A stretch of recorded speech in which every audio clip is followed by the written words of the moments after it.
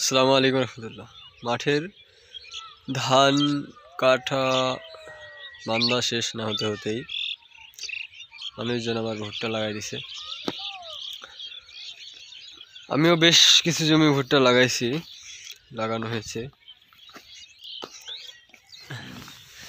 দেখতে পাচ্ছেন এই যে ভুট্টার চারা বেরিয়ে গেছে।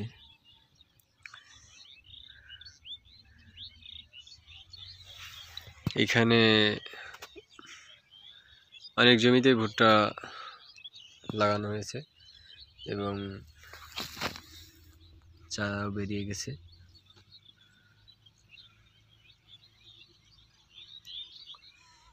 পাশের এই জমি চাষ করছে, আর এই যে আপনার বড় বড় ঠেলাগুলো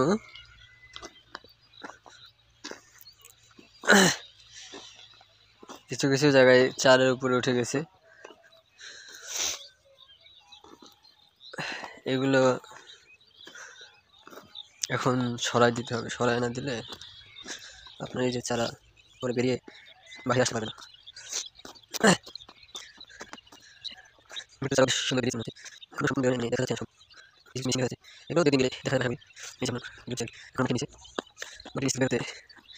কিছু কিছু মানুষ হয়তো একটু উচ্চতে লাগিয়েছে, যার কারণে আর কি চারা এখনো বেরিয়ে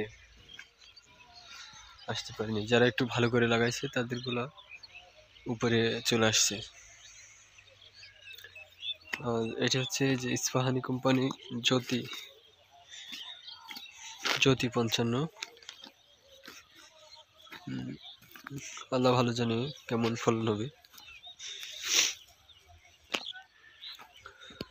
আল্লাহ তাআলার কাছে লাখো কোটি শুকরিয়া যে আমরা আমাদের ফসলগুলো খুব সুন্দরভাবে বাসায় পৌঁছাতে পারছি। এখনো কিছু আছে মাঠে, এর ভিতরে ভুট্টাও লাগাতে পারছি এবং সবাই খুব সুন্দরভাবে মাঠ থেকে তার ফসল সংগ্রহ করছে। এটা কি বলা যেতে পারে, মানে এটা আল্লাহ তাআলার একটা রহমত বলতে পারেন। কোনো মেঘ বৃষ্টিতে পায় নাই, কোনো আঘাত, কোনো ঝড়ঝঞ্ঝা পায় নাই, সুন্দরভাবে বাসা পৌঁছতে পারছে। এখনো মাঠে ধান আছে আপনার অল্প পরিমাণে ধান আছে। আমারও আছে প্রায় 3 বিঘার মতো। আজকে বাধাই করা হয়েছে, আবার ওইগুলা কালকে গুছিয়ে নিয়ে আসা হবে ইনশাআল্লাহ।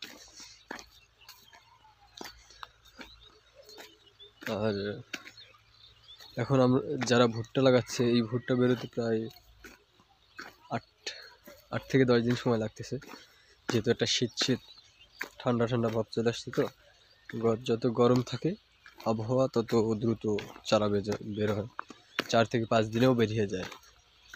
কিন্তু বর্তমানে যারা লাগাচ্ছে বা লাগাবে, বা আমরাই লাগাবো, এইগুলা বেরোতে 8 থেকে 10 দিন করে সময় লাগবে।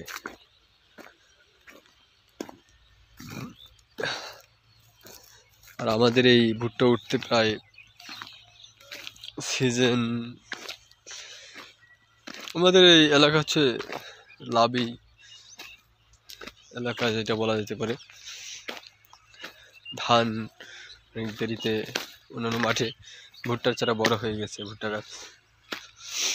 আর আমাদের এখানে এখনো মানে বেরোচ্ছে, বড় হয় নাই। সেই কারণে অন্যান্য এলাকায় কাটা হয়ে যাবে ভুট্টা, আমাদের এলাকায় তখন ফুল আসবে, মোছা আসবে। আমি মূলত বাসা থেকে বিকেলবেলা বেরোচ্ছিলাম এই জমিটা দেখার জন্যই, যে ভুট্টা তো লাগাইছে মানুষজন নিয়ে লাগানো, তো এখন বেরোলো কিনা সেটা দেখার জন্য আসছিলাম। আলহামদুলিল্লাহ খুব সুন্দর চারা বেরিয়েছে। তা সবাই ভালো থাকবেন আর আমাদের জন্য দোয়া করবেন। সবাই সুস্বাস্থ্য কামনা করি। আল্লাহ হাফেজ।